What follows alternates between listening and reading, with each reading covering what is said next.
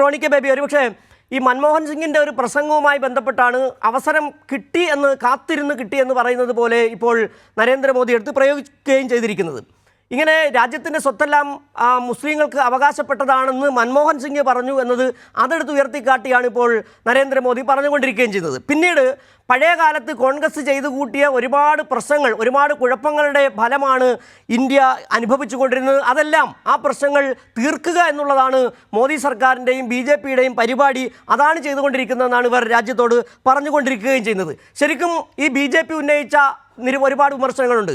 കോൺഗ്രസിൻ്റെ ഭാഗത്തുണ്ടായിരുന്ന വീഴ്ചകൾ തന്നെയാണോ ഈ മോദി പറയുന്ന കാര്യങ്ങൾക്ക് ഇടയാക്കി വെച്ചിട്ടുള്ളത്? Roni K baby.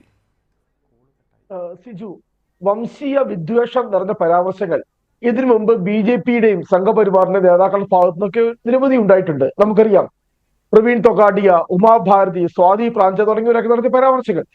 പക്ഷെ രാജ്യം ഭരിക്കുന്ന പ്രധാനമന്ത്രിയുടെ ഭാഗത്തു നിന്നും ഇത്രമാത്രം വംശീയ വിദ്വേഷം, കാരണം രാജ്യത്തെ ജനങ്ങളെയെല്ലാം ഒരുപോലെ കാണേണ്ട, കാരണം ഭരണഘടനയിൽ തൊട്ട് സത്യപ്രതിജ്ഞ ചെയ്തുകൊണ്ട്, കാരണം മോദിയുടെയൊക്കെ വലിയ കാവട്യങ്ങൾ പോർത്തു പോവുക.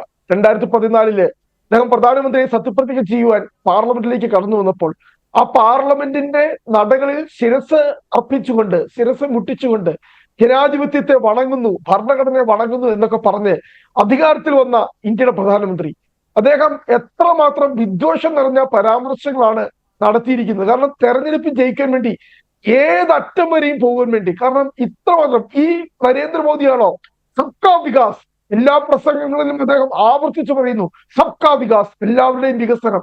ഇവിടെ വളരെ കൃത്യമായി തന്നെ ഇവിടെ പിന്നെ നമുക്കറിയാം, ഈ തെരഞ്ഞെടുപ്പിന്റെ 1ാം ഘട്ടം കഴിഞ്ഞപ്പോൾ താഴ്ചമുട്ടിലെ മണ്ണ് കൃത്യമായി ഒഴുകിപ്പോകുന്നു, ഒലിച്ചു പോകുന്നു എന്ന് മനസ്സിലാക്കിക്കൊണ്ട് പ്രധാനമന്ത്രി തന്നെ നേരിട്ട്, കാരണം ഇത് ഒരു തുടക്കമാണ്, ഇത് ഒരു ഒറ്റതിരിഞ്ഞ പരാമർശമായോ ഒറ്റപ്പെട്ട സംഭവമായോ കാണാൻ വേണ്ടി കോൺഗ്രസ് പിന്നെ ആയിട്ടല്ല കോൺഗ്രസ് കാണുന്നത്. കാരണം തെരഞ്ഞെടുപ്പുകൾ ഇനി 1 മാസം കൂടി നീണ്ടു നിൽക്കുക.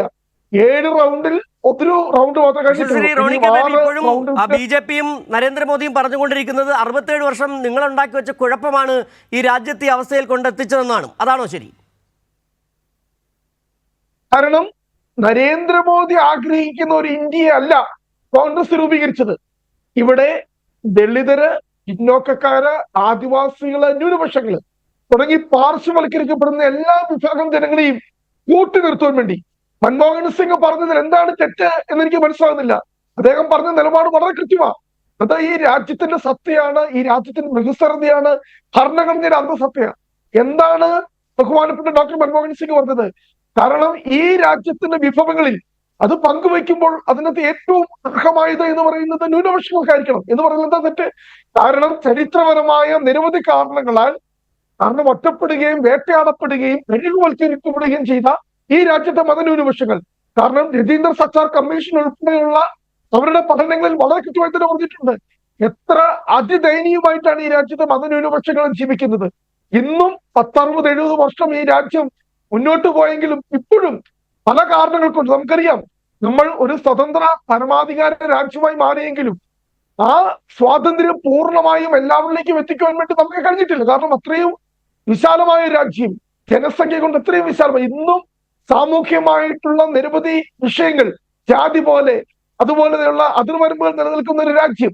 കാരണം നമുക്കറിയാം, നമ്മൾ ഭരണഘടന രൂപീകരിച്ച് ആദ്യം തന്നെ സെമീന്ദാരി അബോളിഷൻ ആക്ട് പോലെയുള്ള നിയമങ്ങൾ കൊണ്ടുവന്നെങ്കിലും, ഭൂപരിഷ്കരണം പോലെയുള്ള വിപ്ലവകരമായ ശ്രമങ്ങൾ കൊണ്ടുവന്നെങ്കിലും, അൺടച്ചബിലിറ്റി അബോളിഷൻ ആക്ട് പോലെയുള്ള നിരവധി വിപ്ലവകരമായ നിയമ സാമൂഹിക മനസ്ഥിതിയിൽ ഒരു മാറ്റം ഒരു വലിയ രീതിയിൽ വരുത്താൻ വേണ്ടി ഇന്നും നമുക്ക് കഴിഞ്ഞിട്ടില്ല.